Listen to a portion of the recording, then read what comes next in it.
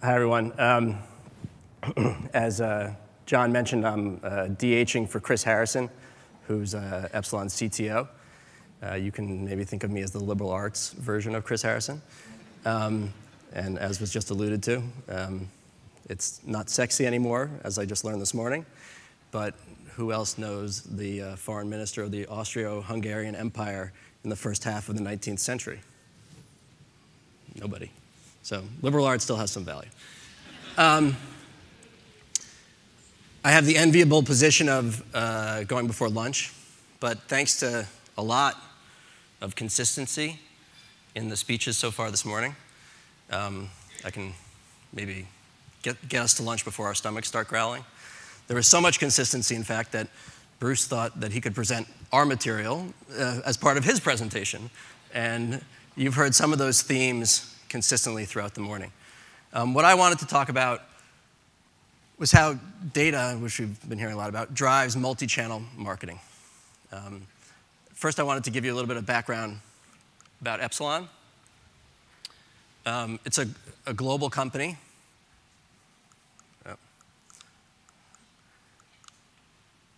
We have offices in 23 different countries, 2,700 different employees, and work with a lot of brands. What I really wanted to point out here was the experience that we've had. It's a 40-year-old company. The experience that we've had offline really is helping us move into the area of truly multi-channel marketing, offline, online, incorporating all of those things and helping our clients do that in ways that Bruce alluded to you're going to need to do more and more as the world goes forward. And the bottom sentence there says we're really focused on building helping our clients build profitable relationships between brands and consumers. Coming from where we do, it doesn't say build direct marketing relationships between brands and consumers. It's profitable relationships. And so that's pushed us, and we're building more and more expertise as direct marketing, brand marketing intermingle. And so we're gaining more and more of that experience with our clients, and it's been a really exciting thing to be a part of. How we do that is with some of the core building blocks that you would want to have to do this. As we've spoken to more and more clients and more prospects, not everyone knows us for the breadth of what we offer. In the purple, you see what we have as our marketing technology group. So we do database construction, work a lot with Natiz on that as well. We do data hygiene, cleanliness. We do email, which I'm sure all of you are aware of. In the blue, we have proprietary data assets that help inform, enhance profiles, help our clients understand their consumers better. We'll talk about that in a little bit. Helps them prospect as well. I joined Epsilon about 14 months ago to help build out the online practice. So as I was saying before, taking a lot of those assets, bringing them into the online arena so that our clients can take advantage of it, not just through offline channels, but as truly multi-channel marketers that they want to become. They can use this stuff in the online space as well. Has some challenges, some nuances. And then analytics. And you've heard, again, a lot about analytics this morning. But we have an analytic group that also helps our clients understand how they have been successful, how they could be more successful, what levers and dials they might want to pull and turn in order to drive better relationships with their consumers. So that's about us. Now, where you have a lot of consistency and what I would talk about here quite a bit are those themes of relevancy, the interwovenness between media and data. All those things are coming more and more to the fore, so much so that there's a lot of talk about what the next phase of the internet is. We've had Web 1.0, where nobody knew you were a dog on the internet. It was all anonymous, and that was kind of the first phase. Web 2.0, which was social, still very much a part of it. And starting to hear some debate, some discussion, really, around what is Web 3.0 going to be. Mobile is a strong contender. I think from our perspective, and what's really interesting, is that data will be the theme of Web 3.0. There are companies focused on building products out of the data, aggregating large sums of that data to build products. As marketers, we need to think about how data becomes more and more a part of everything that we do. How does it change the way we buy media? How does it change the way we think about media plans? And I'll talk about some of the frameworks that we use to think about that. But as it drives more and more of our activities, have to think about how we're using that data, how we're structuring our organizations, which we also heard a lot about this morning. Structuring our organizations both technologically and hierarchically so that we can be more flexible, we can use data quickly across the organization. All of those types of things that are so important in order to be able to capitalize on the opportunities that this new era, this new stage of the web offers us. When I think about data and trying to grapple with all the different types of data, not all of it created equally, some of it more sensitive than others, the things that I think about are the 3 V's of data. That's why that V's there, in case you were wondering. The velocity of it, heard about that this morning. It's all real time. It's flying at us faster and faster and faster. And not only is it flying at us, but we need to be able to use it and respond with it in real time. The volume of it, so much more data that we're creating, so much more data that consumers are creating. And then those are big challenges to deal with. And we talk about those challenges with our clients, and we say, okay, now how do you take all of that and drive value? I think Brad talked about the value that, some aspects that they see in it as well. Value is tremendously important, otherwise it's just data and it's not information. And if you're generating information, valuable information to drive your marketing activities, that can come out of the data. A lot of examples this morning. One thing that I would also raise is with regards to consumers' expectations. It can be tremendously valuable. We talk about it always a little bit defensively, how we're using data in relation to consumers. It can be, and we need to be cognizant, as Patrick talked about data being sensitive and consumers needing to be respected with regards to their use of the data. But we can also deliver wonderful surprises to our consumers, wonderful consumer experiences in the use of the data. Put something in front of somebody that they didn't even expect, but because they have this trusted relationship with you, you're able to deliver it because you know what they're going to want. You can also screw that up, right? Everybody knows that joke about my TiVo thinks I'm gay. Well, that's okay for TiVo, maybe a little bit. It's not so great when you're trying to build a brand, a trusted relationship between a brand and a consumer. And that's was always a joke. At least I remembered it as a joke. You guys didn't seem to get it. But but other little examples of it are, who's ever bought a gift of who's a small, whatever size, but you bought a gift of a large size sweater, and from that point forward, that merchant thought you were some basketball player that you never were. That kind of data needs to be incorporated into the data that we use, needs to be used in building those relationships with consumers.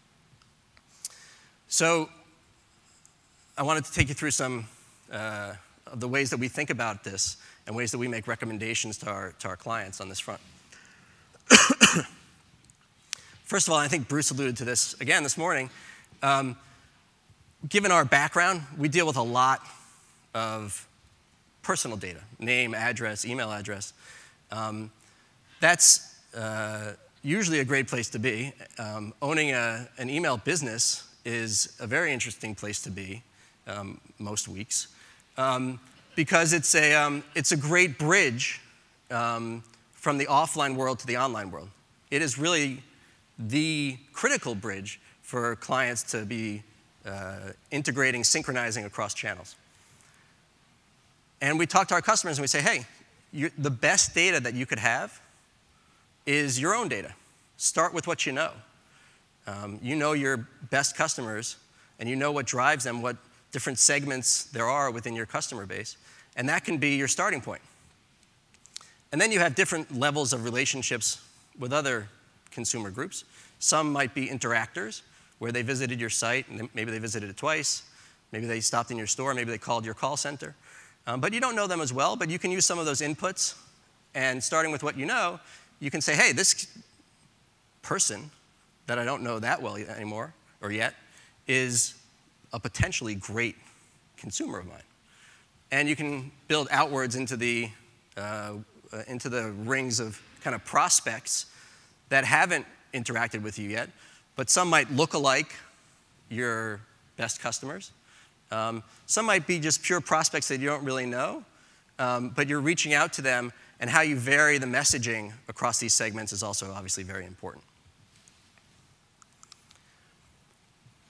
Let me turn towards kind of how we've used data and some of the frameworks that we apply to using the data in both a media and a branding and a direct marketing experience. So here's a typical model that we work with. I think this was an insurance company.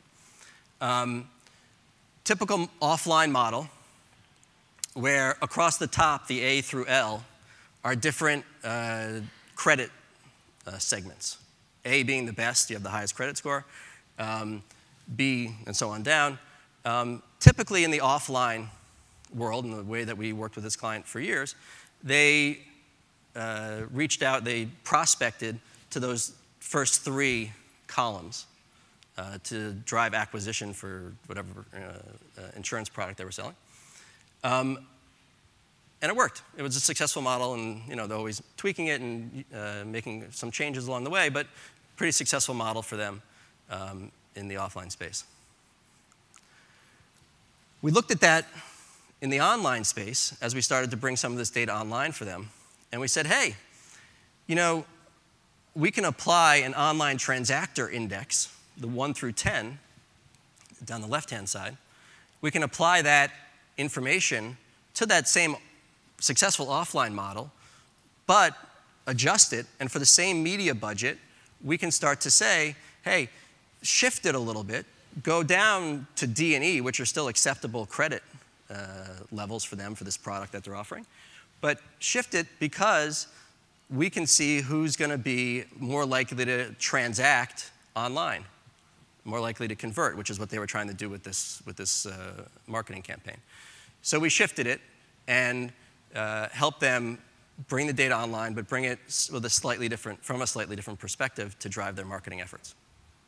So that's one thing that we do with data and how it kind of can change as you move channels. And you need to obviously think about what channels you're operating in.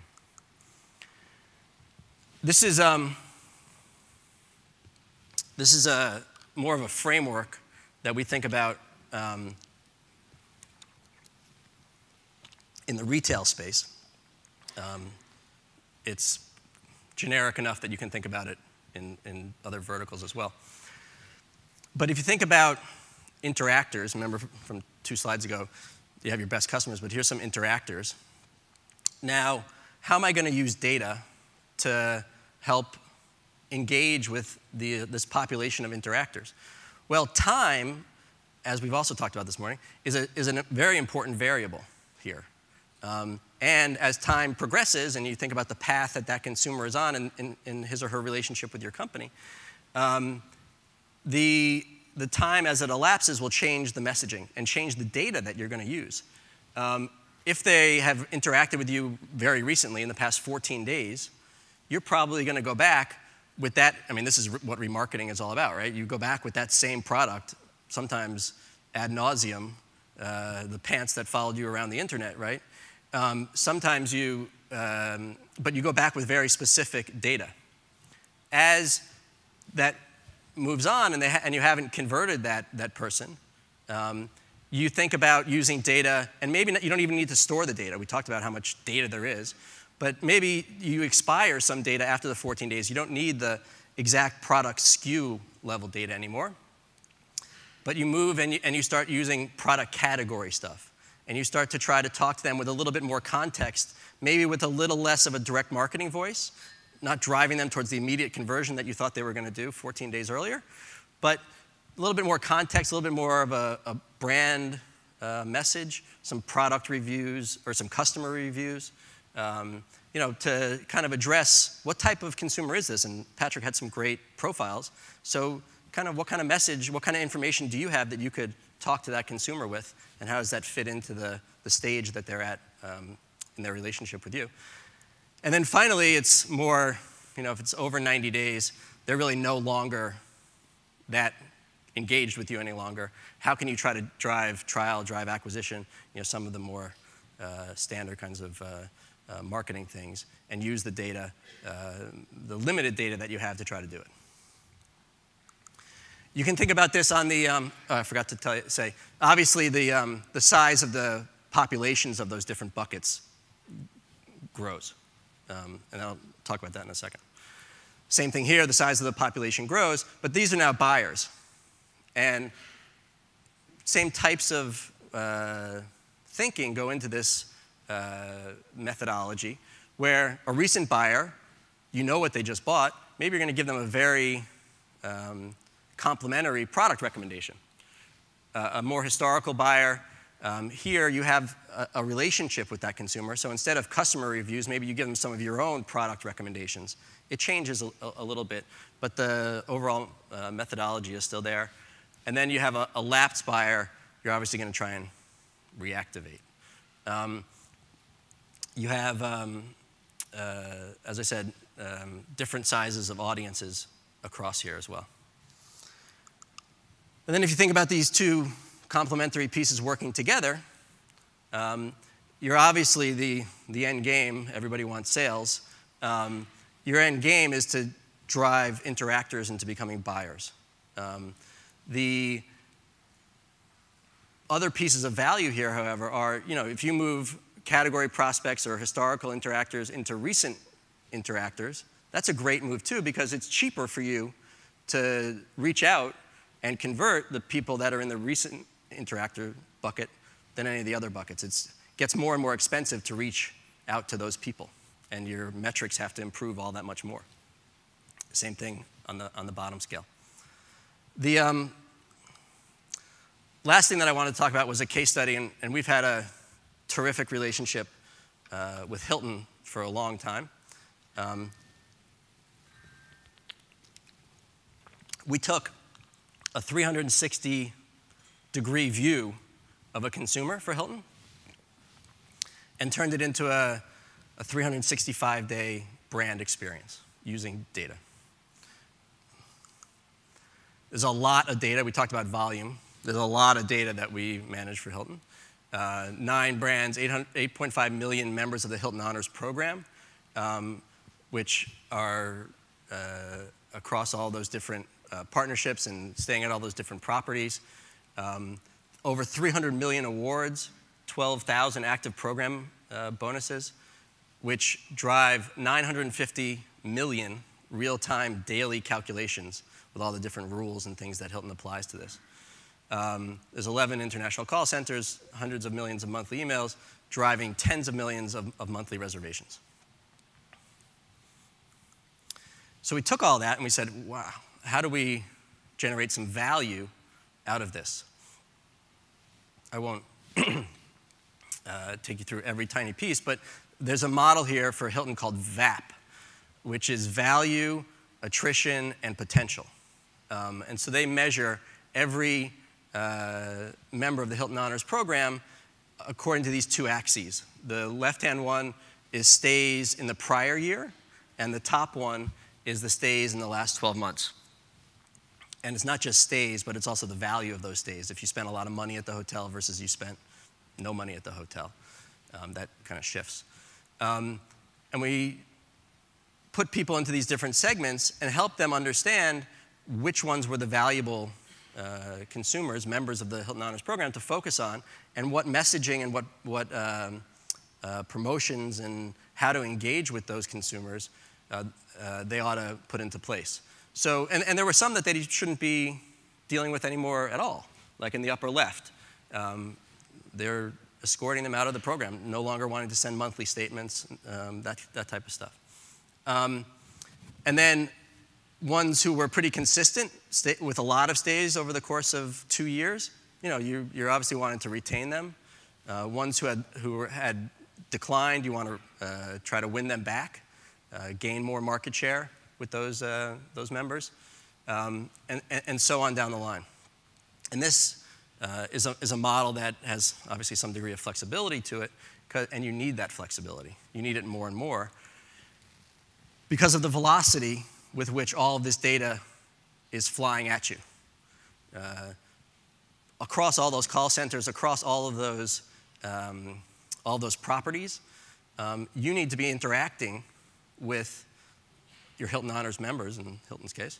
You need to be interacting with them in ways that change as their preferences change, as what you know about them changes. And you can think about it to a certain degree. We've talked a lot about it with regards to media and how your media might change and how the message that you deliver through that media changes as what you know about those consumers changes. But your employees are media too for Hilton. And how your employees, Bruce's whiskey drinking experience the other night, how your employees are media is also very important as well. And all of this data resides at the front desk of every Hilton hotel. It changes quickly. Bruce talked about needing a decision engine that sits at the hub of that. Hilton has, I think, 3,000 or so different rules that they put into place to deal with all this different data and in real time spit out marketing messages for those consumers, which are then delivered in every category, every channel, excuse me, in which they interact with those Hilton Honors members. Here's some of the media that we actually delivered. There's emails, the website, mobile, and then you see some display that we put in place for Hilton. And I got to cheat on this because I never remember all the numbers, but this drove tremendous value for Hilton. Oh, there it is, thank you. There was $8 billion in incremental revenue that Hilton attributes to this program over 15 years. There was 25% increase in the number of repeat stays. 3 times people in the program are now 3 times more likely to stay in a Hilton property. And we had a 50% increase in the share of wallet. There's a 10% increase in active membership. And finally, a 19% increase in the number of members who cite Hilton Honors as their preferred hotel loyalty program of choice. So a really successful program. We're expanding this more and more into the digital realm, as Patrick again talked about. More and more important for Hilton to be engaging with their consumers, especially in the travel category, engaging with their Hilton Honors members in the online space. And so it continues to expand and continues to be a great example internally and hopefully externally as well of how we've helped to drive multi-channel marketing with data for a key client. We think that, that there's great opportunities for you all as well to see how data drives your brands, and look forward to working with all of you and continuing to collaborate with all of you as this becomes more and more of an interesting place and more and more of a bigger opportunity for us to capitalize on. And hopefully drive more and more of your consumers to speak about your brands. And with that, thank you.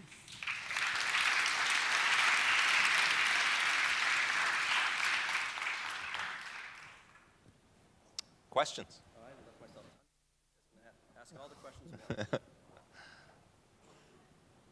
Any questions? Here you go.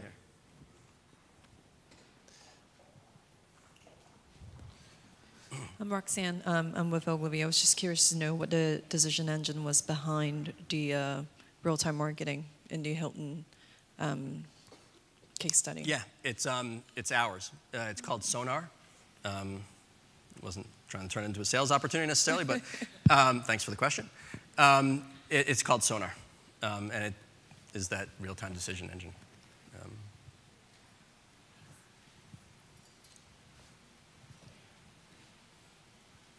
Stomachs are growling. Thank you. Thanks, Sarah.